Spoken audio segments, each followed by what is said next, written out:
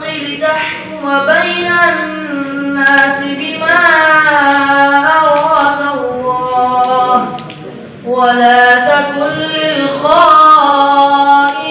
خصيما واستغفر الله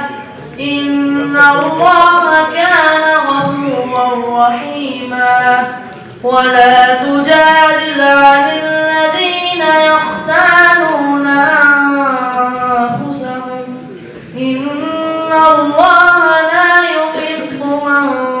كان خوانا أثيما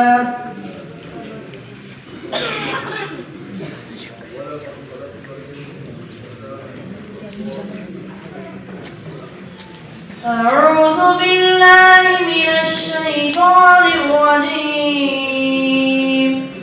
ولقد خلقنا الإنسان من صلصال من حمأ مسنون والجان خلقناه من قبل من نار السموم وإذ قال ربك للملائكة إني خالق بشرا